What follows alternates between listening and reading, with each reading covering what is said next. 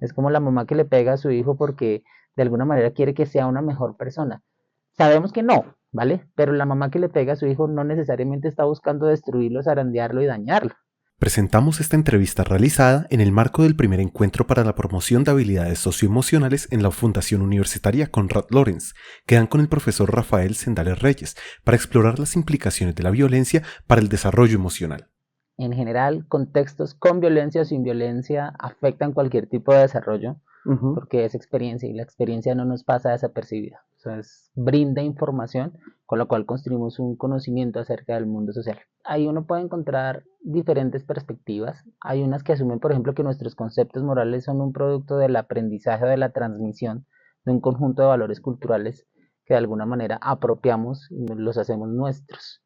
Esa es una perspectiva que generalmente tiende a considerar pues que como que la fuente o la causa o la razón de los conceptos morales siempre es extrínseca al sujeto. La perspectiva de la que me paro es un poquito diferente, porque lo que supone es que las personas de manera autónoma tendemos a construir nociones acerca del mundo. Y de esa manera autónoma la interacción que tenemos con otros, incluso por ejemplo en situaciones de conflicto, empezamos a identificar o a establecer que hay un conjunto de reglas, como un conjunto de situaciones que no deberían ocurrir, porque nos afectan, porque tienen consecuencias y muchas de esas consecuencias son de carácter intrínseco, ¿no?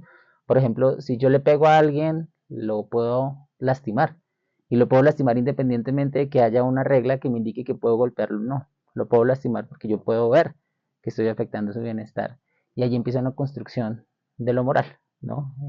¿Qué es lo que pasa? Digamos que si uno lo pone de esa manera, entonces diría, pero entonces el contexto no importa, porque todos al final llegaríamos entonces a entender por nuestra propia cuenta que hay condiciones de bienestar, de justicia, de derechos a las cuales llegamos independientemente del contexto y la cultura. Pero lo que pasa es que el contexto y la cultura también pone condiciones en las cuales ejercemos el comportamiento y en las cuales incluso nuestras formas de pensar se hacen más pertinentes o menos pertinentes. Por ejemplo, en condiciones de guerra, dependiendo del actor al que se le esté preguntando, parecerá ser válido o no atacar al otro. ¿Cierto? Y ahí es cuando se empieza a complejizar bastante el asunto, porque ahí es donde hay que como que revisar dentro de esos contextos, dentro de esa historia, cómo esa información que nos provee el contexto empieza a ser utilizada para justificar o no cierto tipo de actos. Yo me iría hacia el segundo lugar, porque un proceso como de desenganche moral, que es un término bastante utilizado por autores como Bandura, por ejemplo. Es como en algún momento simplemente me desconecté, en ese momento como que apagué mi función moral y al apagarla entonces hice cualquier otra cosa y cuando lo volví a aprender ya soy otro, pues pareciera que minimiza bastante la agencia de los actores. Y aquí hay una idea que a mí me parece fundamental desarrollar, tiene que ver con esa agencia moral que tenemos disponible. ¿Sí? Considero que es una forma diferenciada y que lo que pasa es que los conceptos morales pueden ser de alguna manera universales, pero la forma de aterrizarlos dentro del contexto depende de muchísimos factores situacionales que son en último los que está teniendo en cuenta el sujeto al momento de, de sancionar o de interpretar una situación particular en la que lo moral esté presente. Es que aquí hay un elemento bien interesante porque, por ejemplo, hay ideas generales sobre el bienestar del otro y pareciera ser común que todos podemos estar hablando acerca del bienestar. El asunto es qué es bienestar, ahí es donde empiezan las diferencias quizás individuales, ¿no? Donde es más difícil empezar a ponernos de acuerdo. Pensemos, por ejemplo, en el ejemplo de Milgram, ¿no? El famoso experimento con todas sus implicaciones, y es que, pues finalmente las personas le estaban dando descargas eléctricas a otro con una idea y le está haciendo bien. O sea, está viendo al otro retorcerse, está viendo al otro que se desmaya, está el otro viendo que se cae, pero también una autoridad que le está diciendo que eso lo está haciendo por su bien. Es como la mamá que le pega a su hijo porque de alguna manera quiere que sea una mejor persona. Sabemos que no, ¿vale? Pero la mamá que le pega a su hijo no necesariamente está buscando destruirlo, zarandearlo y dañarlo. Muchas mamás que le están pegando a sus hijos pues parten de una serie de creencias, muchas de ellas como con un arraigo cultural tremendamente fuerte, de que esa es la manera que tiene disponible. De hecho, recuerdo alguna vez en la conversación sobre la aprobación de la ley contra el castigo físico y humillante, muchas asociaciones, incluso de padres de familia, diciendo nos están quitando una herramienta para ser mejores personas a nuestros hijos. ¿Sí? Entonces es como, pero le está haciendo daño y es ok, pero fíjense también cuál es la justificación que están dando. Están encontrando como una herramienta que quizás sí está orientada hacia un bienestar cuestionable sin duda alguna y ahí es donde tenemos que seguramente ponernos de acuerdo con cuáles son los límites, qué es exactamente bienestar y demás, pero siento que es una construcción colectiva que puede tardar tiempo. Sin embargo, si hay un elemento común, las personas pensamos en el bienestar del otro. ¿sí? Y ahí, sobre esas diferencias individuales de cómo se piensa el bienestar, creo que hay un campo todavía tremendamente amplio para poder entenderlo de una manera más precisa. Que de entrada debo hacer una aclaración, es que yo no soy psicólogo clínico y esa no es mi expertise. Ajá. Pero uno sí se puede encontrar con ciertas situaciones, por ejemplo, dentro de los contextos escolares que son tremendamente fuertes, ¿no? Por ejemplo, personas que abierta y deliberadamente le hacen daño a otra persona. Pensemos en las situaciones de acoso escolar, donde además no es solamente un actor psicológico actuando contra otro actor psicológico, sino que hay un sistema, porque es que finalmente en una situación de acoso escolar hay una relación de poder inequitativa, ¿cierto? Persistente, que es en última la que hace que se considere una situación de matoneo escolar y no un conflicto cualquiera, no cualquier conflicto es acoso, ¿cierto? Y en esas circunstancias hay algo muy importante que considero yo y es, digamos, en términos de desarrollo socioemocional, en términos de desarrollo moral, es aprovechar la circunstancia para poder llevar a unas interpretaciones más profundas de parte de los actores, los tipos de respuestas que dan los maestros a las transgresiones dentro de la escuela. Ajá. Y entonces, ¿qué pasa? Que muchas veces, por ejemplo, los maestros pierden una oportunidad valiosa para poder aportar al desarrollo moral cuando no saben cómo retroalimentar una situación negativa. Por ejemplo, hay una diferencia entre decir, oiga, no se golpeen porque le puede hacer daño a otro, o mire lo que puede estar haciendo en caso de que su ira lo lleve a golpear al otro, a decir, en el colegio no se pelea. Pero cuando se dice en el colegio no se pelea, pero en otro lado sí, ¿cierto?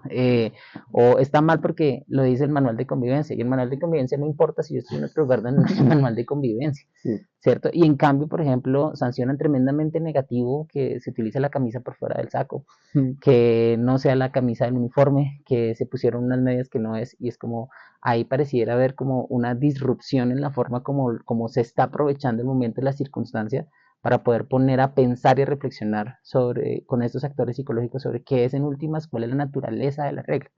Creo que hay un elemento bien interesante y es, obviamente, me lo estoy pensando en condiciones tremendamente normativas y es llevar a las personas a esa reflexión sobre el origen de la norma, el origen de la regla y sobre todo cuáles son las consecuencias intrínsecas.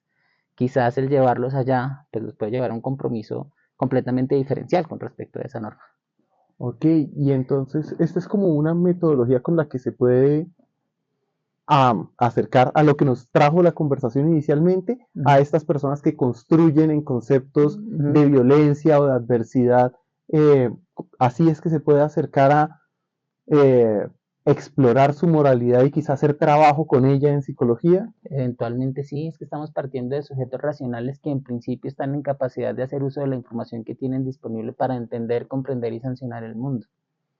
Y lo que uno encuentra, por ejemplo, desde toda la perspectiva teórica de Elliot Turiel, que lleva años estudiando esto, es sí, las personas sí tienen la capacidad de llegar a unas comprensiones cada vez más complejas, complejas en términos de lo rico de los elementos que están involucrando para la interpretación de situaciones sociales y poder tener un entendimiento que eventualmente nos permita hacer, por ejemplo, mejores acuerdos sociales y la recuperación de confianza con los otros.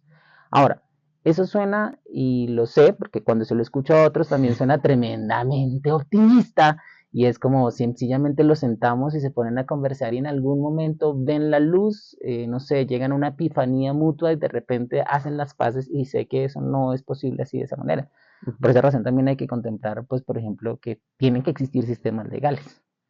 Es decir, si pudiéramos confiar completamente en esa capacidad de llegar a acuerdos que nos permitan el restablecimiento de confianza, sería suficiente. Pero como a veces no existen, los sistemas legales son sistemas que de alguna manera nos permiten generar como algunas condiciones de sanción mutua tal vez, pero no deberían ser el eje, no deberían ser el centro. Si en los contextos escolares los manuales de convivencia importan, pero lo que importa es cómo se construye colectivamente también la noción de norma y cómo la están apropiando y cómo la están entendiendo quienes en últimas resultan regidos por ese manual de convivencia. Porque además la norma legal requiere una serie de autoridades que la sancionen. La norma moral pareciera tener un carácter universal independientemente de la autoridad. Es decir, finalmente quien la sanciona, el tipo de sanción no está dado por quien lo dice, está dado por la consecuencia intrínseca nuevamente, por lo que está implicando en la interacción con otros.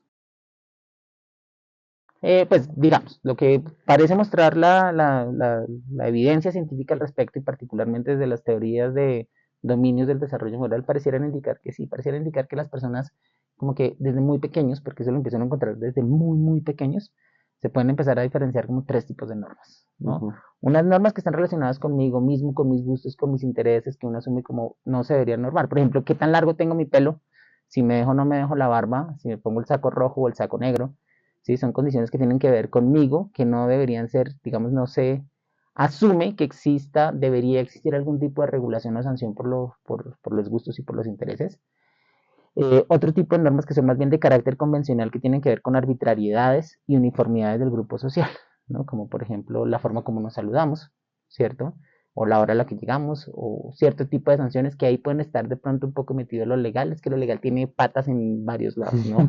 Sin duda alguna. Y lo moral, que ya está más relacionado con una comprensión que también se está teniendo desde muy temprana edad, uno lo puede encontrar desde los chicos de 3 años, ya podemos encontrar, digamos, con ellos se puede explorar porque ya hay verbalidad, ya hay lenguaje, y es que entienden de manera diferente las sanciones. ¿Sí? Es que, por ejemplo, si yo le digo, mira, es que hoy no puedes utilizar los, qué sé yo, no puedes salir en chanclas porque vamos para un matrimonio, necesito que te pongas los zapatos, lo entienden de una manera claramente diferente a no le puedes pegar al perro porque le estás haciendo daño. Ok. Y uno encuentra, por ejemplo, que lo entiende. Por ejemplo, que dicen, ok, es que no le puedo pegar no solamente a este perro, es que no se le pega a los perros, porque los perros sufren. Ahora, hoy no voy a un matrimonio, ¿sí me puedo poner las chanclas? Sí, te puedes poner las chanclas. Y lo entienden perfectamente y esa además da muestra de una capacidad cognitiva impresionante y es de entender contextos y la precisión y la pertinencia del comportamiento dentro de los contextos. Y lo moral es bien interesante porque es como, no, es que eso no es contextual, es que hay cosas que están mal independientemente del contexto, independientemente de la autoridad, pero a veces hay que hacerlas. Esa es una cosa ahí rarísima, difícil de entender todavía y es, claro, la mayoría de gente sabe que hay cosas que están así, que son malas, pero las hacen. ¿Sí? Está mal afectar el bienestar del otro, pero eventualmente ya afecta al bienestar del otro. Y ahí resulta bien interesante todas las narrativas que utilizamos para poder justificarlo, intentando mantener de alguna manera una coherencia, una integridad y un nivel de agencia moral en la forma como concebimos nuestros conceptos. Gracias por acompañar otra entrega de Ética Psicológica, un proyecto de Ascofapsi, Colsic y la Universidad del Rosario. Les invitamos a compartir este contenido con sus colegas para seguir aportando a la reflexión ética en psicología.